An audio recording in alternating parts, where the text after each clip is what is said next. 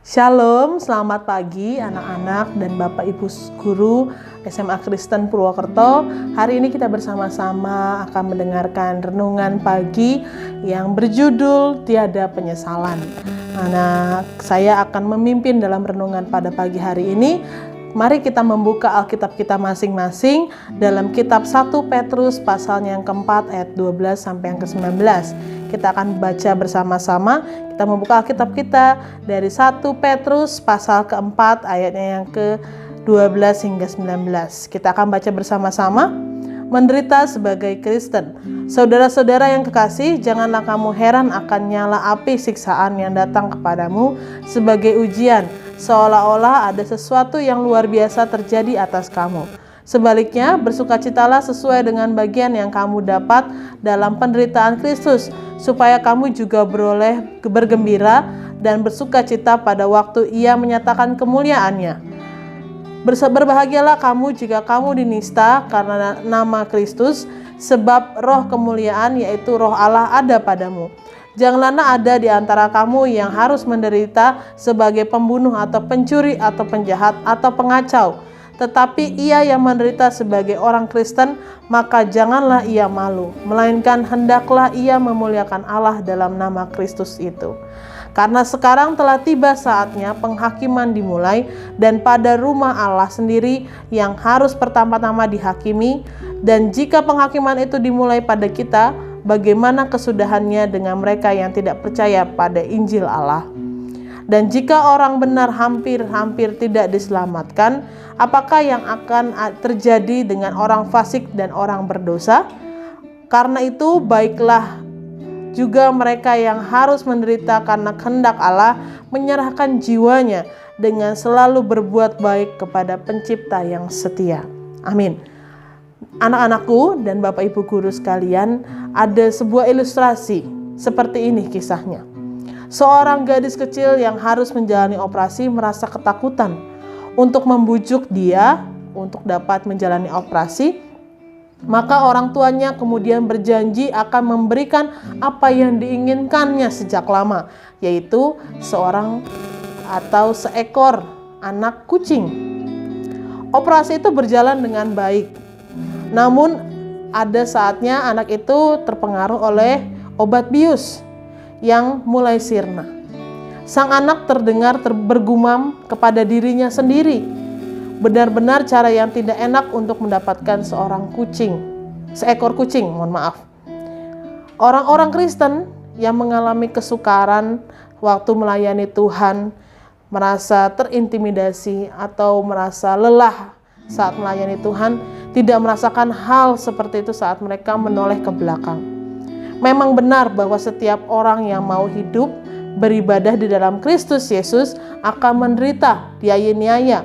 Dalam 2 Timotius 3 ayat yang 12 juga menjelaskan demikian. Yesus berkata kepada murid-muridnya, setiap orang yang mau mengikut dia, ia harus menyangkal dirinya, memikul salib dan mengikut aku. Matius 16 ayat yang ke-24. Ya, kita mau percaya kepada Yesus harus menjadi muridnya dengan cara apa? Menyangkal diri, memikul salib, dan mengikut Yesus senantiasa sampai akhir.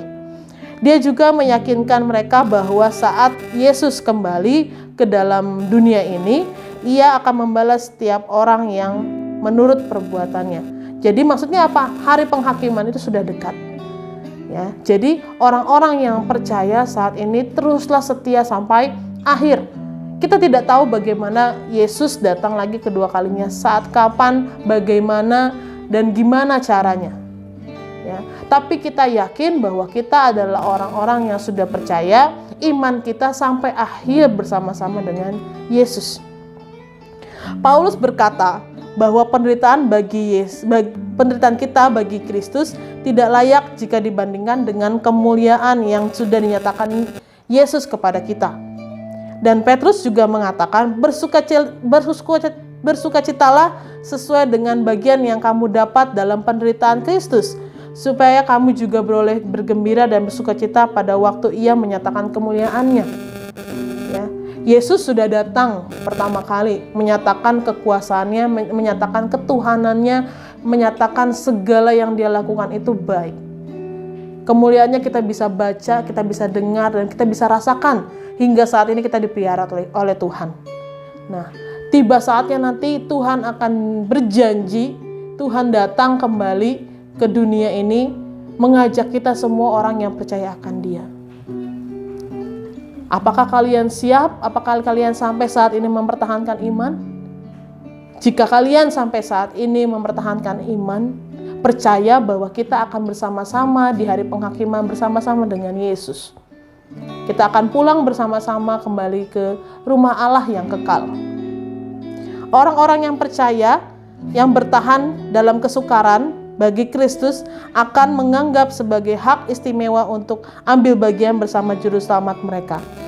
Menderita bagi Tuhan mendatangkan upah yang pasti tanpa penyesalan. Ya, kita menderita. Saat ini kita seringkali mendapati masalah.